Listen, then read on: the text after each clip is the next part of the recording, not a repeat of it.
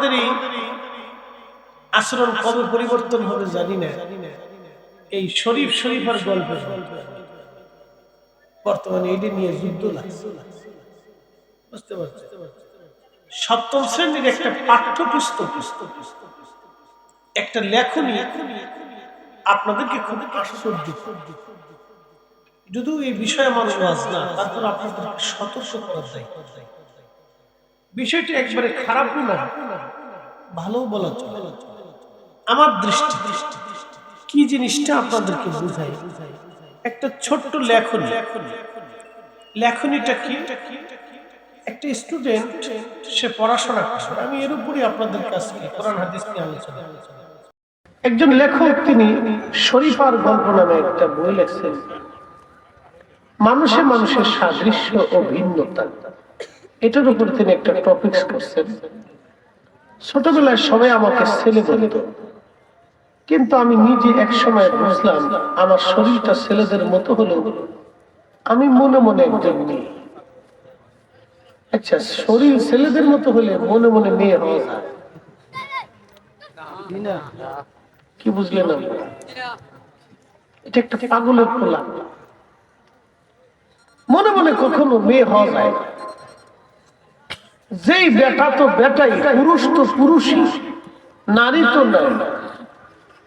নারীর শরীরে কখনো ছেলেদের সাদা সাদা, আর ছেলের শরীরে কখনো নারীর সাদা সাদা।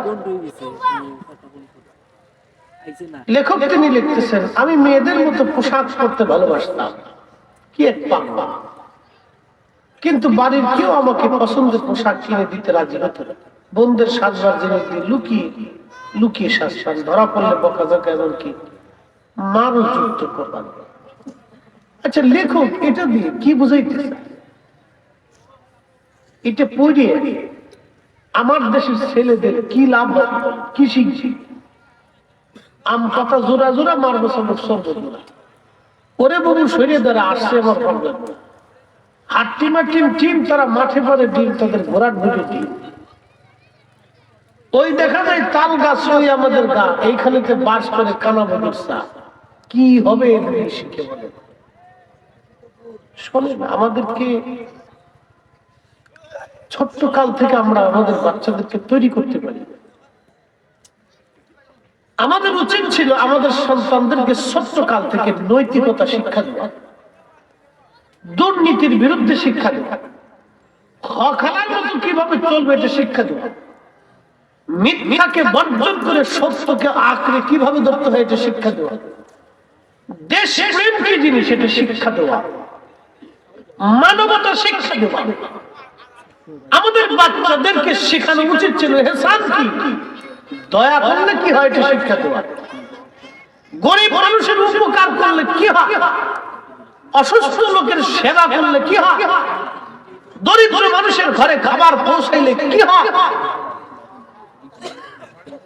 এগুলি শিক্ষা দেওয়া। পরোপকার, প্রতিবেশীরা মিলেমিশে থাকলে কি হয়, বন্ধুরা মিলেমিশে থাকলে কি লাভ হয়, এবং আমাদের নেশা জাতীয় দ্রব্যগুলি থেকে কিভাবে এই যুব সমাজকে দূরে রাখা যায়, আমাদের বাচ্চাদেরকে এগুলি শেখানো দরকার। এই শরীফের গল্প শিখিয়ে আমার বাচ্চাদেরকে কি বোঝাইতে চায়? এগুলি বড় আশ্চর্য, দুঃখজনক। যেগুলি আমাদের বাচ্চাদেরকে শেখানো দরকার সেগুলির একটা খবর নেই। ও শরীফের গল্প শুনাইতেছে। আমাদের দেশে তৃতীয় লিঙ্গ আছে, আঞ্চলিক ভাষায় বলে হিজড়ে, আছে না ভাই? ওরা মানুষ না গরু? একসাথে বলে ওরা কি?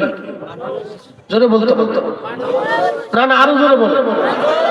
ওদের ক্ষুধা আছে কিনা, মনের চাহিদা আছে কিনা, আশা আকাঙ্ক্ষা আছে কিনা, ভালো খাবার ওরা চাই কিনা, ভালো জীবন ওরা চাই কিনা?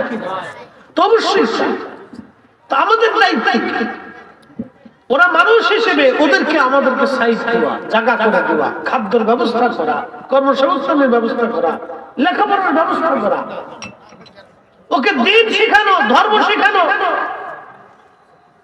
আমাদের দায়িত্ব হলো আমরা যেন এই কাজ করতে পারি। এই কাজ আমাদের দরকার। ওরাও মানুষ, ওদের একটা জীবন আছে, ওদের একটা মন আছে।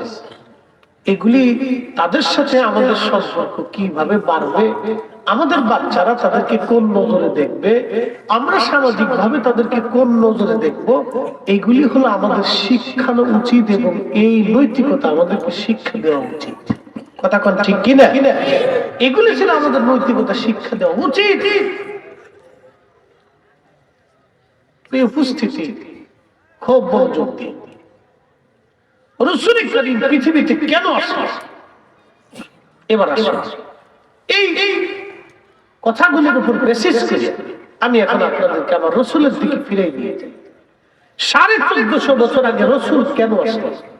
এক নম্বর, জুলুমকে দুনিয়া থেকে দাফন করার জন্য আসছেন। কি কথা কথা কেন জোরে বলেন? জুলুমকে দুনিয়াতে মাটির নিচে দাফন করার জন্য রাসূল আসছেন। অন্যায়কে মাটির নিচে কবর দেওয়ার জন্য রাসূল আসছেন। পৃথিবীতে শান্তি প্রতিষ্ঠিত করার জন্য রাসূল আসছেন। মানুষে মানুষে ভ্রাতৃত্বের বন্ধনে আবদ্ধ হয়ে মানুষ একই সমাজে মিলেমিশে থাকবে, সুখে থাকবে, এজন্য আল্লাহ রাসূলকে পাঠিয়েছেন। রাসূলকে পাঠানোর জন্য অনেকগুলি কারণ আছে। আমি যদি এক একটা করে কারণ ব্যাখ্যা করি তো সারা রাত চলে যাবে।